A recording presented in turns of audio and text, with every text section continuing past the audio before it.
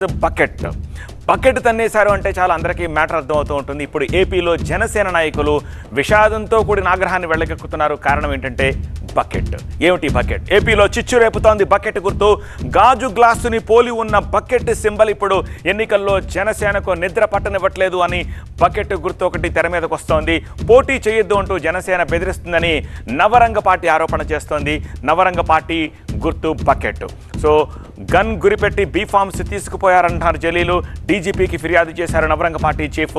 జనసేన అభ్యర్థుల పేర్లతోనే ఈ బకెట్ గుర్తు అభ్యర్థులున్నారు. పిఠాపురంలో బకెట్ గుర్తు అభ్యర్థి కె పవన్ కళ్యాణ్, తెనాలిలో బకెట్ గుర్తు అభ్యర్థి ఎన్ మనోహర్. అంటే అదే పేర్లు, కేవలం గుర్తే కాదు అదే పేర్లతో ఉండే అభ్యర్థిని తీసుకొచ్చి పెడుతున్నారు. తద్వారా ఓటు చీలిపోతుంది, వాళ్ళకి నష్టం చేకూరుతుందన్న అంశం తెర మీదకు వస్తోంది.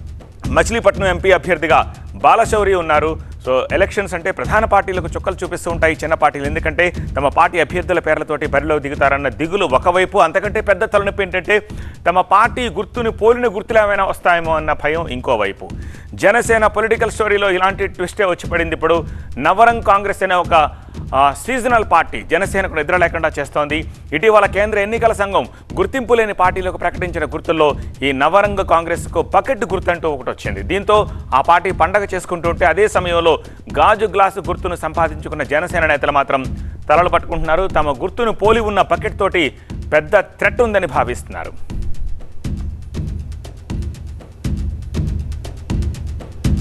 పైగా నవరంగ పార్టీ ప్రకటించిన అభ్యర్థుల పేర్లు కూడా జనసేన అభ్యర్థులతో మ్యాచ్ అయిపోతున్నాయి. పిఠాపురంలో కె పవన్ కళ్యాణ్, తెనాల్లో ఎన్ మనోహర్, మచిలీపట్నంలో ఎంపీ అభ్యర్థిగా బాలశౌరిని నిలబెట్టామంటున్నారు Navaranga Congress party chief Jaleel Khan. Bucket గుర్తు ఎపిసోడ్లో ఇంకో ట్విస్ట్ కూడా ఉంది. నవరంగ పార్టీ చీఫ్ను పిలిపించి మాట్లాడారు జనసేన నేత బాలశౌరి. ఆయన దగ్గరున్న బీఫామ్స్ మొత్తం తీసుకుపోయారన్న ఆరోపణలు సంచలనం సృష్టిస్తున్నాయి. బాలశౌరి తన తలపై గన్ను పెట్టి బెదిరించి బీఫామ్స్ మొత్తం కాజేశారంటున్నారు. ఇదిలా ఉంటే చర్చల ద్వారా తేల్చుకోవాలి కానీ బెదిరించడం దారుణం అంటున్నారు. అంతకుముందు పవన్ కళ్యాణ్తో నాదెండ్ల మనోహర్ ఫోన్లో మాట్లాడించారని, ఆ తర్వాత కొందరు ఫోన్ చేసి తనను ఇష్టం వచ్చినట్టు మాట్లాడుతున్నారంటూ సంచలన ఆరోపణలు చేశారు. ఈ ఎపిసోడ్లో ట్విస్టులు ఇప్పుడు మామూలుగా లేవు. దీనిపై మరిన్ని డీటెయిల్స్ మా ప్రతినిధి ఎంపీ రావు అందిస్తారు. ఆంధ్రప్రదేశ్లో జనసేన పార్టీకి మరొక సమస్య వచ్చి పడింది. సేమ్ జనసేన పార్టీ గుర్తు గ్లాస్ టంబ్లర్ సింబల్ ఏదైతే ఉందో అదే సింబల్ని పోలినటువంటి బకెట్ గుర్తుతోటి నవరంగ్ కాంగ్రెస్ పార్టీ కూడా ఎన్నికల బరిలో దిగుతుంది. ప్రస్తుతం నవరంగ్ కాంగ్రెస్ పార్టీ వ్యవస్థాపక అధ్యక్షులు జలీల్ ఉన్నారు. సార్ చెప్పండి, ఏంటి మీకు ఎప్పుడు ఈ సింబల్ కేటాయించారు? సేమ్ గ్లాస్ టంబ్లర్ని పోలినటువంటి బకెట్ సింబల్, దీంతో రెండు పార్టీల మధ్య కొద్దిగా విభేదాలు కూడా వచ్చినట్టుగా తెలుస్తోంది. నవరంగ్ కాంగ్రెస్ పార్టీ అనేది ఒక జాతీయ పార్టీ. పవన్ కళ్యాణ్ గారికి కేంద్ర ఎన్నికల సంఘం గాజు గ్లాసు ఏ విధంగా కేటాయించారో నాకు అదేవిధంగా ఆంధ్రప్రదేశ్, తెలంగాణ, మహారాష్ట్ర, మరి ఆంధ్రప్రదేశ్లో 175 స్థానాలకు బకెట్ గుర్తు కేటాయించింది. నాదేమో నవరంగ్ కాంగ్రెస్ పార్టీ, వాళ్ళదేమో జనసేన సింబలు గాజు గ్లాసు. ఈ రెండు కలుస్తాయి. నన్ను పోటీ చేయవద్దంటానికి వాళ్ళు ఏ విధంగా సరిపోతారు? నాకు వాళ్ళు చేసేది 21 స్థానాలు. ఆ 21 స్థానాల్లో కూడా కె పవన్ కళ్యాణ్ అదే పిఠాపురం అసెంబ్లీ అభ్యర్థి, అదే వి బాలశౌరి అదే పార్లమెంటు మచిలీపట్నం అభ్యర్థి, అదే మనోహరు వాళ్ళు నాదెండ్ల మనోహరు, సేమ్ 21 అసెంబ్లీ అభ్యర్థులు. వాళ్ళకి కేటాయించిన 22 పార్లమెంటు అభ్యర్థుల్లో మా అభ్యర్థులు కూడా అదే పేర్లతో ఉన్నారు. కానీ మాది బకెట్ సింబలు. వాళ్ళు ఏమంటారంటే నన్ను పోటీ చేయవద్దు, మీ అభ్యర్థుల్ని పోటీ చేయవద్దు, నీ బీఫారాలు 21 బీఫారాలు, 2 పార్లమెంటు బీఫారాలు నాకు ఇచ్చేయి, నీకు 5 కోట్లు ఇస్తాం అని పద్ధతి ప్రకారం చర్చల ద్వారా జరిగితే పర్వాలేదు.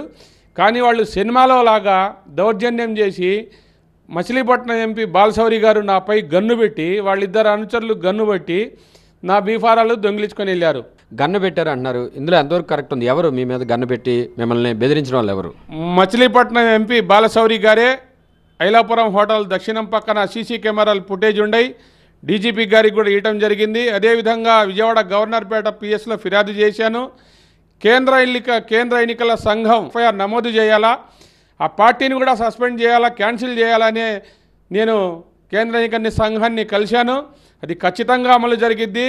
కానీ డీజీపీ గారికి నేను దరఖాస్తు చేసుకునేది ఒకటే, ఎందుకు రద్దు అయిపోయింది అంటే 2009లో అతను పార్టీ పెట్టాడు, 14లో పోటీ చేయలేదు, 19లో పోటీ పెట్టాడు, ఓటింగ్ పర్సెంట్ లేదు.